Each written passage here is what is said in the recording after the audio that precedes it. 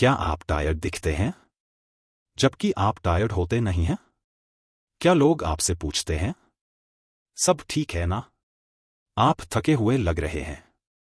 नमस्कार, मैं डॉक्टर चंद्रशेखर चलवड़े हूं। इस वीडियो में मैं आपको विस्तार से समझाऊंगा कि डार्क सर्कल्स क्यों होते हैं, उनके डिफरेंट टाइप्स क्या होते हैं, कौन कौन से ट्रीटमेंट ऑप्शंस अवेलेबल हैं, और रियलिस्टिकली आप क्या एक्सपेक्ट कर सकते हैं। मेरे क्लिनिक में लगभग हर हफ्ते कोई न कोई पेशेंट यही बात कहता है, डॉक्टर, मैं पूरी स्लीप लेता हूं, मैं हेल्दी हूं, फिर भी अंडर आई एरिया डार्क क्यों दिखता है? और मैं इस फ्रस्ट्रेशन को पूरी तरह समझता हूं, क्योंकि जब आपका चेहरा आपकी अंदर की एनर्जी को रिफ्लेक्ट नहीं करता, तो कॉन्फिडेंस पर असर पड़ता है। फोटोग्राफ्स में फर्क दिखता है, वीडियो कॉल्स में फर्क दिखता है, और आजकल सोशल मीडिया के दौर में लोग अपने अपीयरेंस को लेकर पहले से ज्यादा कॉन्शियस हैं। इंटरनेट पर बहुत एडवाइस मिलती है, eye creams, vitamin C serums, home remedies, coffee packs, cold spoons, miracle under eye gels.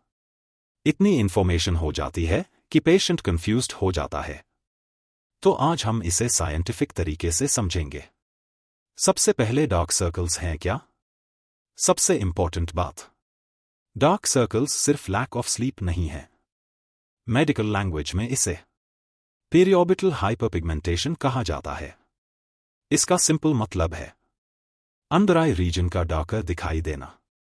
यह एक रिकॉग्नाइज्ड क्लिनिकल कंडीशन है, सिर्फ कॉस्मेटिक कंप्लेंट नहीं, और आप अकेले नहीं हैं।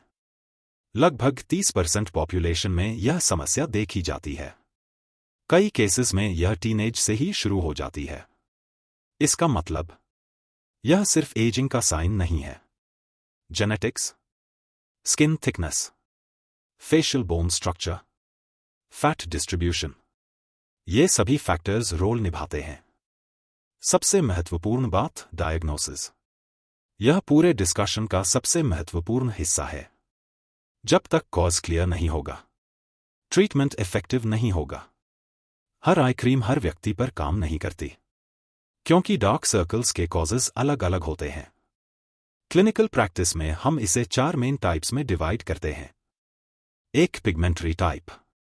अगर आपका अंडर आई एरिया ब्राउनिश या डार्कर दिखाई देता है, तो यह एक्सेस मेलानिन के कारण हो सकता है। मेलानिन वही पिगमेंट है जो स्किन को कलर देता है।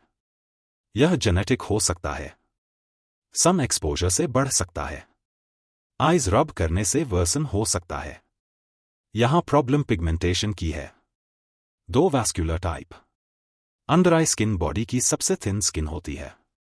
कुछ लोगों में यह इतनी थिन होती है कि नीचे की स्मॉल ब्लड वेसल्स विजिबल होने लगती हैं। इससे ब्लू, पिंक या पर्पलिश टिंट दिखाई देता है। यह पिगमेंट नहीं है, यह थिन स्किन के कारण वैस्कुलर विजिबिलिटी है। ऐसे केसेस में सिर्फ फेयरनेस क्रीम काम नहीं करती। 3, स्ट्रक्चरल टाइप, टीयरट्रॉफ हॉलोइंग। यह टाइप बहुत इंपॉर्टेंट है। कई बार इश्यू कलर नहीं होता, इश्यू शैडो होता है। लोअर आईलिड और चीक के बीच एक नेचुरल डिप्रेशन होता है, इसे टीयरट्रॉफ कहते हैं। अगर यहां वॉल्यूम लॉस हो जाए या एनाटॉमी ऐसी हो, तो लाइट अलग एंगल से गिरती है और शैडो बनती है। वही शैडो डार्क सर्कल जैसा दिखता है। कोई क्रीम शैडो को रिमूव नहीं कर सकती। यह स्ट्रक्चरल इश्यू है और स्ट्रक्चरल करेक्शन की जरूरत होती है। 4, मिक्स टाइप। यह सबसे कॉमन टाइप है। अधिकतर पेशेंट्स में थोड़ा पिगमेंटेशन, थोड़ी थिन स्किन और कुछ टीयरट्रॉफ हॉलोइंग, तीनों साथ में होते हैं। इसीलिए प्रोफेशनल डायग्नोसिस बेहद जरूरी है। Without identifying the type, treatment guesswork बन जाता है। अब बात करते हैं ट्रीटमेंट की। जब कॉज क्लियर हो जाता है, तब कस्टमाइज्ड ट्रीटमेंट प्लान बनाया जाता है। अगर पिगमेंटेशन मेन इश्यू है, prescription topical agents, chemical peels, selected laser treatments. अगर वैस्कुलर कंपोनेंट है, specific vascular lasers, skin quality improvement treatments. अगर स्ट्रक्चरल हॉलोइंग है, hyaluronic acid fillers immediate improvement देते हैं, लेकिन 6-12 मंथ्स तक रहते हैं। Long term option fat grafting. अब यहां एक एडवांस्ड ऑप्शन आता है, फैट ग्राफ्टिंग। इसमें हम पेशेंट के ही बॉडी फैट का उपयोग करते हैं। हम माइक्रोफैट से वॉल्यूम रिस्टोर करते हैं, नैनोफैट से स्किन क्वालिटी इंप्रूव करते हैं। नैनोफैट में रिजेनरेटिव कंपोनेंट्स होते हैं जो स्किन थिकनेस और टेक्सचर को टाइम के साथ बेहतर बनाते हैं। यह अप्रोच वॉल्यूम और स्किन क्वालिटी दोनों को एड्रेस करता है। कुछ सिलेक्टेड केसेस में यह फिलर्स से बेहतर लॉन्ग टर्म ऑप्शन हो सकता है। Treatment categories. Broadly speaking, treatments 2 categories में आते हैं, non invasive, creams, peels, some lasers, minimally invasive, fillers, PRP, fat grafting. Correct choice पूरी तरह डायग्नोसिस पर डिपेंड करती है। Realistic expectations.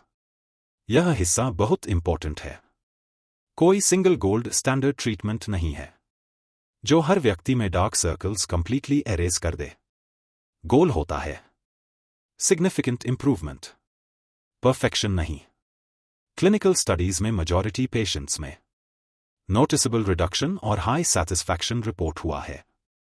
कई बार 40-60% इंप्रूवमेंट भी अपीयरेंस में ड्रामेटिक फर्क ला देता है। मीनिंगफुल इंप्रूवमेंट कॉन्फिडेंस देता है। Recovery after care. ट्रीटमेंट के बाद रिकवरी इक्वली इंपॉर्टेंट है। अगर फैट ग्राफ्टिंग जैसी प्रोसीजर की जाती है, फर्स्ट फ्यू डेज स्वेलिंग और माइल्ड ब्रूजिंग हो सकता है। 1-2 वीक्स में लाइट एक्टिविटीज रिज्यूम हो जाती हैं। फाइनल रिजल्ट 3-6 मंथ्स में फुली सेटल होता है। पेशेंस जरूरी है। General after care principles. Head slightly elevated रखकर सोए। हैवी जिम अवॉइड करें। कोल्ड कॉम्प्रेस यूज करें। स्ट्रिक्ट सन प्रोटेक्शन फॉलो करें। सनस्क्रीन और सनग्लासेस रिजल्ट्स प्रोटेक्ट करते हैं। Long term maintenance. Dark circle treatment एक वन टाइम मैजिक सोल्यूशन नहीं है। लॉन्ग टर्म मेंटेनेंस जरूरी है। Consistent skin care, sun protection, adequate sleep, hydration, healthy lifestyle, सब कुछ एक्यूरेट डायग्नोसिस से शुरू होता है, गेसवर्क से नहीं। रैंडम प्रोडक्ट्स ट्राई करने से नहीं, बल्कि यह समझने से कि आपके डार्क सर्कल्स का एग्जैक्ट कारण क्या है। जब कारण क्लियर होता है तो ट्रीटमेंट सेफ, इफेक्टिव और पर्सोनलाइज्ड होता है। अगर आप डार्क सर्कल्स से परेशान हैं तो इसे सिर्फ फटीग मत समझिए। यह पिगमेंटेशन हो सकता है, वैस्कुलर विजिबिलिटी हो सकती है, टीयर ट्रफ हॉलोइंग हो सकती है, या कॉम्बिनेशन। हर केस की स्ट्रैटेजी अलग होती है। धन्यवाद।